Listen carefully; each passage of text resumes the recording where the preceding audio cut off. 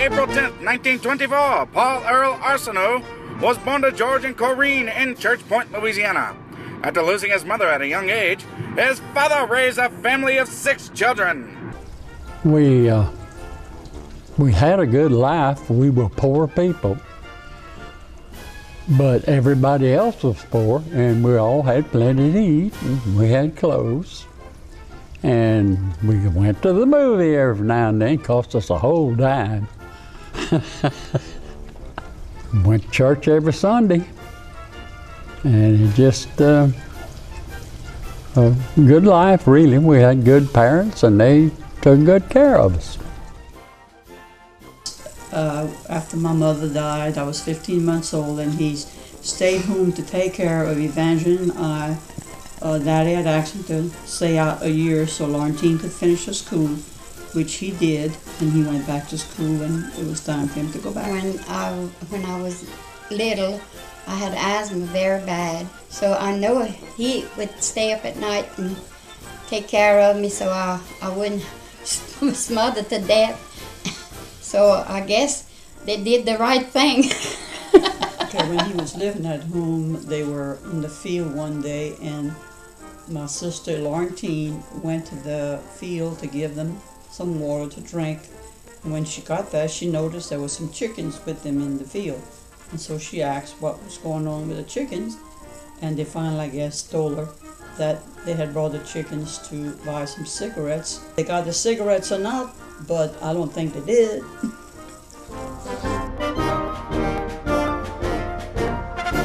One day, a young dame named Luella Johnson crossed over the Texas border to visit some family, and the course of history was changed forever. It was the year I graduated in 1941, and she had come to stay with her aunt for a couple of weeks during the summer. We just met there in the restaurant, and we just got to meeting every weekend. I'd go in town and I'd meet her, and we got very close. And she told me she was 16 years old, but she kind of lied to me. When Uncle Sam came calling, Paul left the family farm in 1943 to head to basic training in Camp Roberts, California, where he arrived at the Pacific Theater on New Caledonia. After a week there, he was shipped to Guadalcanal in the Solomon Islands to join the Ohio National Guard to help reinforce their troop numbers after major losses. The Buckeyes then fought on Bougainville, Solomon Island for 12 months, holding 4 airfields that were under construction by the Seabees.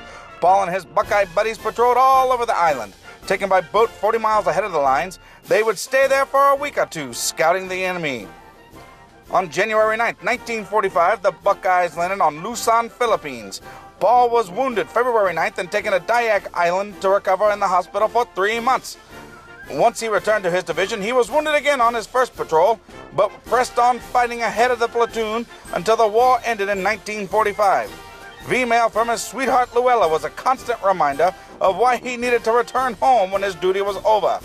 He was reassigned to the headquarters, working in the message center as they planned the troop withdrawal. Leaving Luzon in late December, he arrived stateside in early December and was honorably discharged on Christmas Day, 1945. Really, there's not a whole lot to say except that I was given a job to do, and it was something we had to do. We did it, and thank God we lived through it. I wondered a lot of times whether I would or not, but I did, and everything turned out good.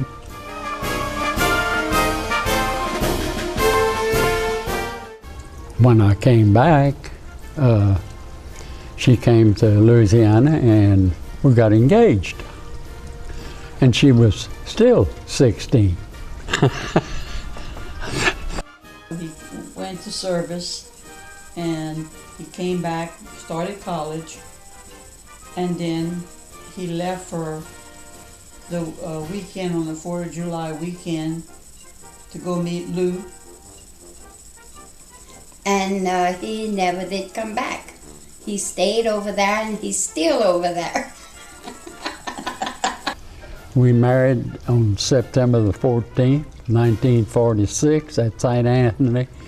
She was a beautiful bride, and all of her relatives were there, but none of mine were here. It was too far for them to come over here. And we went on our honeymoon, we went to Galveston. And I don't know, we stayed probably a week, and we came back and we had an apartment rented, and we started our marriage.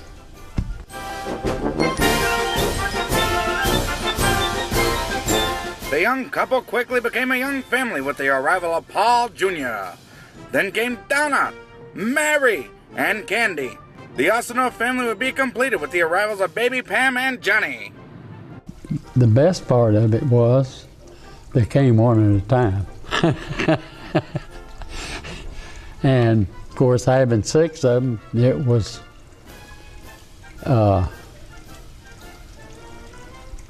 nice. We had a lot of ups and downs with the kids, but it worked out. Have always treated me like a king. One of my most favorite memories growing up, it seems like each summer, Mom and Dad always wanted to bring us different places on vacation. But it seems like we always ended up at Garner for some reason. I don't know why, but we just always ended up there. The very first time we ever went to Garner, we traveled all night. I think it was in a station wagon. We get to Garner early in the morning, and when we pulled up into our campsite, I think Mom was just about beside herself. She was ready to go home right then. But Daddy told her, said, "Look, baby, you go lay down in the front seat of the car, take you a little nap," and said, "We'll get the campsite set up, and everything will look so much different whenever you wake up from your nap." So she did. She went and laid down, and we got busy. There was me and the 4 girls. Johnny stayed with Grandma Tressie. He was just a baby. And so we got the campsite all set up, and when Mom woke up, we had, under the direction of Dad, we had never been camping before. We had the tent set up and the kitchen all set up for her and everything, and when she got up, she was fine. And we stayed the whole week, and it seems like generation after generation has each year made the trek out to Garner for a family vacation. And that was a very,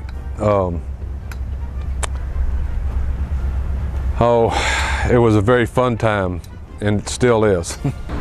I'm standing outside an icon from my childhood. This was the Carnation ice cream parlor. Dad would call, "Hey, it's ice cream night." And we would jump in the car, all 8 of us, in the back of the station wagon, and we would drive over here. Well, the rule was nobody could get out but Daddy and Paul, because you can't bring 8 people in to make a decision on what to eat. So Daddy would take the orders, and Paul would go in with him, and they would tell the guy what they wanted. If you were little, you only got 1 scoop, but if you got older as you aged, you got 2. So they would go in and place the orders, and then they would come back in a little while, after a while, with 2 scoops or 2 cones in each hand. And here they came, and they passed them all out. Well, there was a kind of a method to my madness, because I always ordered lime sherbet, because that was something that Paul and Daddy didn't like. So if it started to drip, they didn't want to lick it anyway. So I got all of my ice cream and I didn't have to share. So after we got our ice cream cones, the big highlight of the night was to drive down 11th Street with their windows rolled down and see what everybody else was doing. The house across the street is where we lived when we were growing up. In our day. And Johnny was a baby.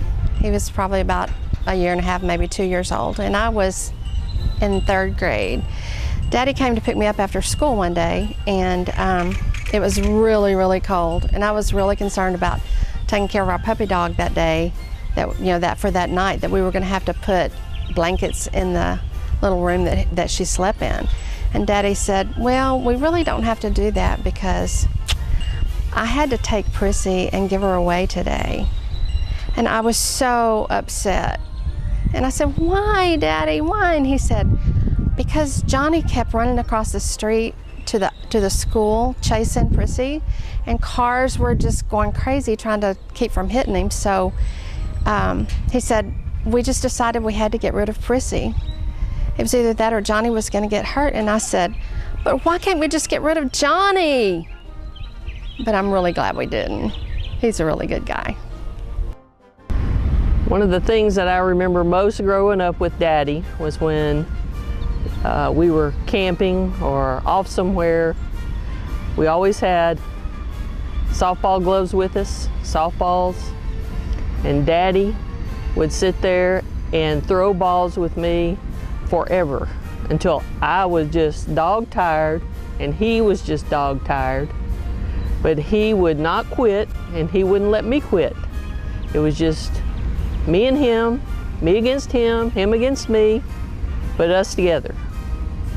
And it was something that he may have done with the other kids, I don't know, but it was special to me.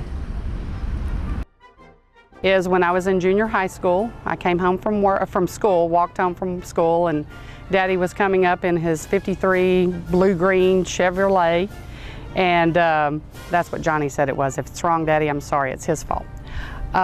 Anyway, it would look like a big old piece of bubble gum. And I go running out the door, and I'm so excited to see Daddy, and I hug his neck and give him a big old kiss, and we walk in the house, and you know, everything's good, and that's all. So the next day I go to school, and there's this girl comes walking up, and she goes, hey, who was that good-looking guy you were hugging in your yard yesterday? And I said, good-looking guy? And I said, oh, that's my Daddy. And she said, ah, well, he really is good-looking, and he still is. I don't know if you realize where I'm sitting at, but we're in front of the old Red Onion building. You know, it's a pretty big part of our life for 20 years.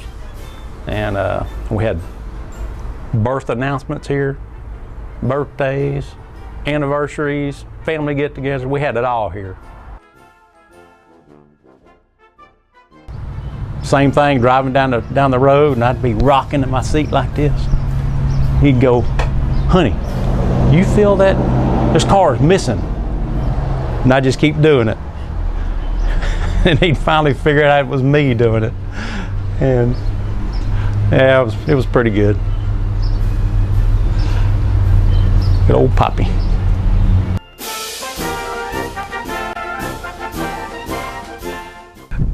Hey, we're at the Veterans Memorial Garden at Forest Lawn Cemetery here in Beaumont.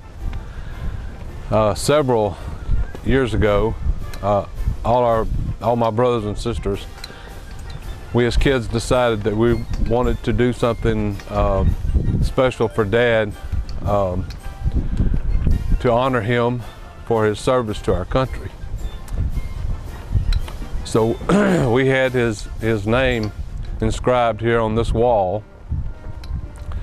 And if you look real closely, you can see it. It was a real honor for us to do that for him. And one of the most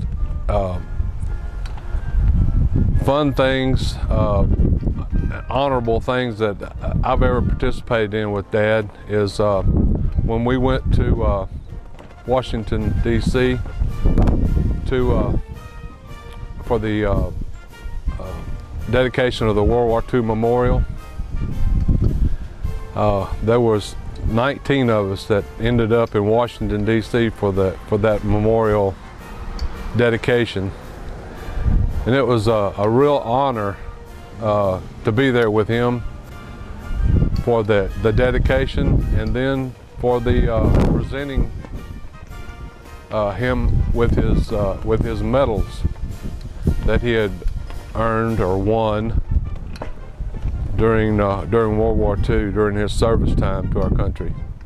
I was very proud to be there, and very proud to be Dad's son. I've always been extremely proud of Poppy for his service to our country. I know it was a real hard time for him. I'm sure myself and everybody in our family really appreciates him for that. He is a hero. When I was a little girl, I walked up behind my daddy when he was laying on the bed, and I put my little hand, because I was very small, on his back, right on his wound from World War II. It was kind of purplish at that time, and it was a little gouged out, and I asked him what happened, and he told me that it was just a war wound. And I found out later that it was right next to his heart. So, in time, he had gotten a Purple Heart. So that was a Purple Heart was awarded for honorable service. And that Purple Heart represented to me that purple wound that was next to his heart. So today, I'd like to offer my dad a Purple Heart because he has served his family honorably. So here is your Purple Heart from your family, Daddy.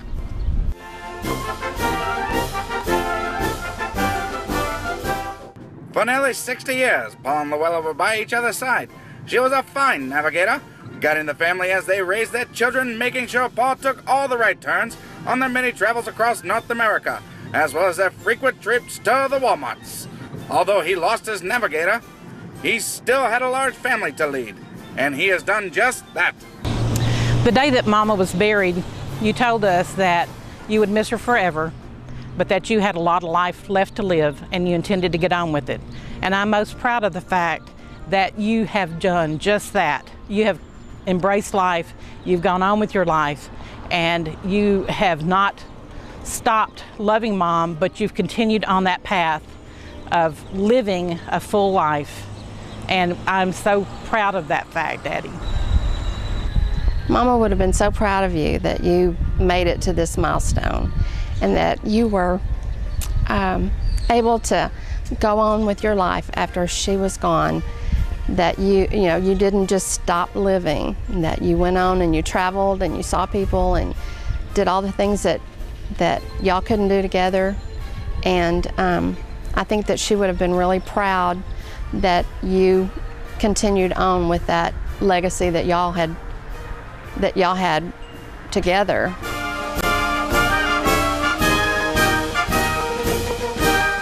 Although he had already made a trip during the war to the other side of the world, Paul got his first passport at the age of 81 and celebrated his 82nd birthday in Doha, Qatar. After his adventure, there was no stopping him. The man went to Italy, Greece, and for good measure, Doha again, and still many domestic journeys. Surely there are still places this young whippersnapper has yet to discover. April 10, 2014 is the day that will be remembered as Paul's 90-year V-Day. Happy birthday, Paul. Well, all I can say is that God is the one that said that I would live this long. And I'll tell you, I'll be honest with you, that I did not think that I would live this long when I got out of the service. And I thank God for it. That's all I can do. Je vais te faire avoir une bonne fête. et je t'aime beaucoup. Souhaite avoir une bonne fête et je t'aime un temps. Dad, I want to wish you a happy birthday. 90 years. It was a long time coming, but we got there. You got there anyway. And it seems like that doctor in Houston said you would live to be at least 100. So you have at least 10 more years, and we're really glad for it. So have a happy birthday and many more to come. Happy 90th birthday, Dad. Thank you so much for being a part of our lives and for always wanting to be there for us. We appreciate everything you've ever done for us, and we are just so grateful for your life. Happy birthday, Dad. We're planning your next 100th birthday, so you plan to be there, because we sure will. Love you, Daddy. I'm so proud that we could all be here with you today and help you celebrate this 90th birthday victory. And you know, we're proud of the service to your country and the service to us, and we love you, and I just want to tell you happy birthday, and I hope you have many, many more. Poppy, just wanted to say happy birthday. I've only been around for 60 of the 90 years. I've enjoyed them all, and I hope to enjoy many more. Just want to say thank you for all the fun that you've brought to our lives, and hope you've enjoyed them as much as we have. Love you, Dad. So, Daddy, I love you. And I hope that our every morning walk continues until the day you go to heaven and see Mama. Because there is not a better way to start the day than to see you, hug you, get that big kiss, and talk about our lives. And all right, I know I'm the one that does most of the talking, but thank you for sharing this time with me. Happy birthday. Love you very much. Poppy, happy birthday. Happy big 90th birthday. I hope there's many more to come. And I hope they don't put 90 candles on your cake, because that would be a big sloppy mess. Love you. Happy birthday. This young American boy in blue cannot and will not be stopped. Oh, I'm gonna make it to 100.